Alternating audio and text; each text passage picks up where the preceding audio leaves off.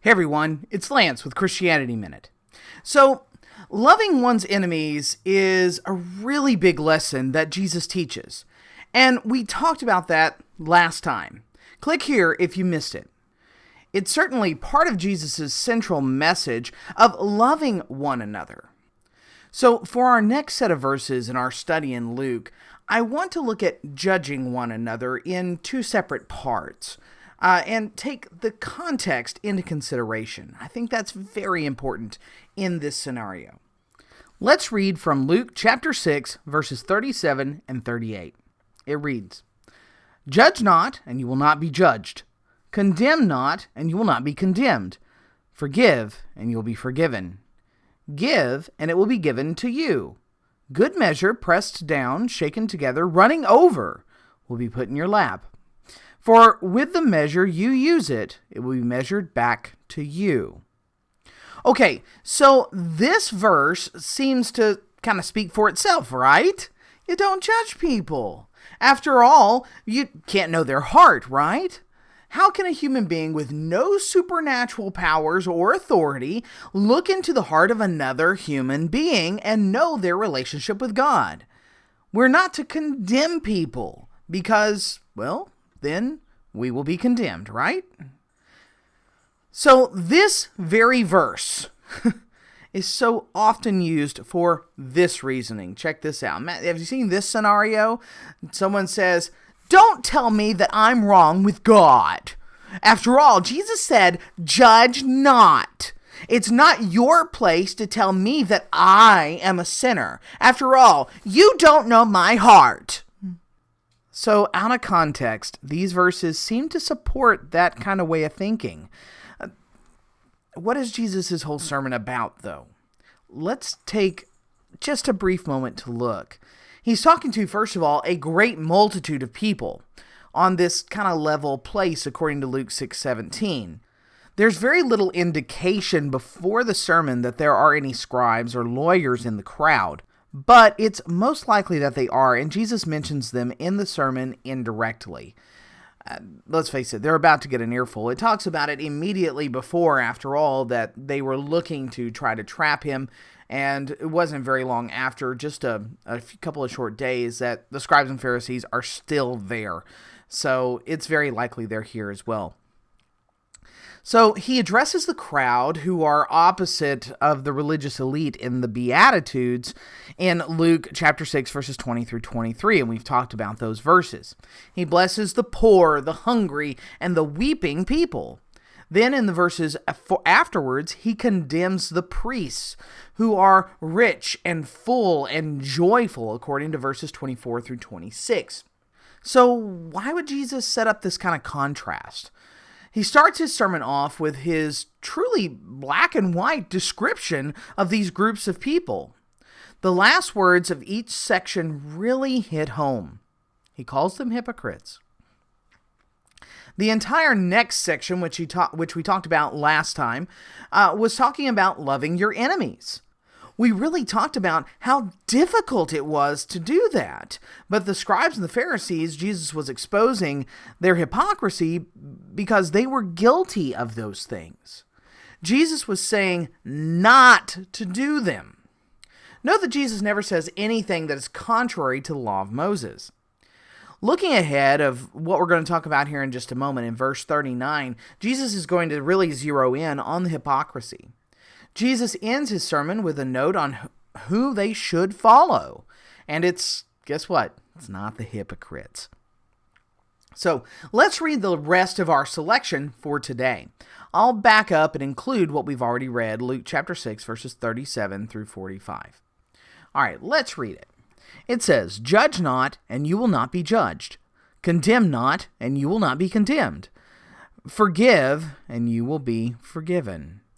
Give, and it will be given to you. Good measure, pressed down, shaken together, running over, will be put in your lap. For with the measure you use it, it will be measured back to you." He also told them a parable in verse 39. "Can a blind man lead a blind man? Will they not both fall into a pit? A disciple is not above his teacher, but everyone, when he is fully trained, will be like his teacher. Why do you see the speck that is in your brother's eye, but not notice the log has in your own eye? How can you say to your brother, Brother, let me take the speck that is in your eye, when you yourself do not see the log that is in your own eye? You hypocrite! First take the log out of your own eye, and then you will see clearly to take the speck that is in your brother's eye. For no good tree bears bad fruit, nor again does a bad tree bear good fruit. For each tree is known by its fruit. For figs are not gathered from thorn bushes, nor are grapes picked from a bramble bush. The good person out of the good treasure of his heart produces good, and the evil person out of the evil treasure produces evil. For out of the abundance of his heart his mouth speaks. These verses, quite frankly, should be inseparable. Why? Well, the parable is meant to make the understanding the godly principle that he had just talked about.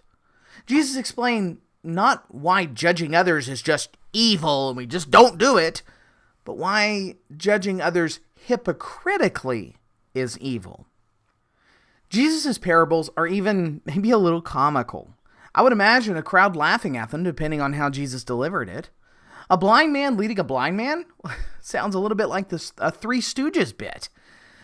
The blind man will eventually learn the lay of the land, but only after he's learned it from his teacher or his guide. What about a speck in a brother's eye?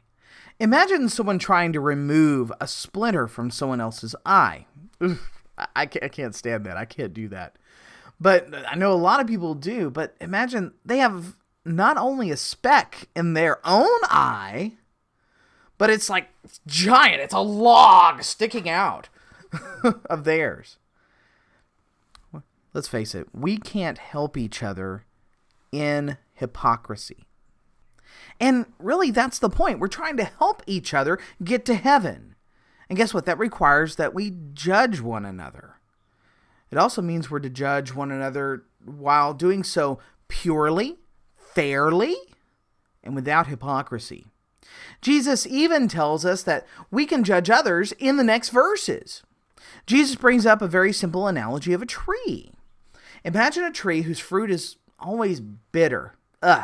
My in-laws have a crabapple tree. Oh, I hate that thing. It's a bad tree. Let's face it, you can judge that tree's worth by its fruit. It's a worthless tree. It's a little bitty, short, scrubby little thing, and I really wish they'd just tear it down and burn it. You know what? It's even easier if we're talking about something like a thorn bush. You don't even bother looking for good fruit in brambles. We can judge one another based on the fruit that we produce and what we outwardly do, say, or even present ourselves. Knowing that knowledge, we try to help each other perfect our faith in God. So next time you're talking to someone and they pull out the verse, well, judge not, sit down and talk to them about Jesus' sermon as a whole and what that really does mean. Remember, you've probably hit a nerve and called them out for their own transgressions, but be sure you're judging their fruits based on the measure that is the Bible and not your own values, and certainly not through the lens of your own prejudices. We will finish Jesus' sermon next time. Be sure to like this video if you enjoyed it, and subscribe so you don't miss Jesus wrapping up this sermon. Please feel free to share this video, and if you'd like to donate, there are links in the video description. If you'd like to keep learning more, check out some of my other videos on your screen, and I'll see you next time right here on Christianity Minute.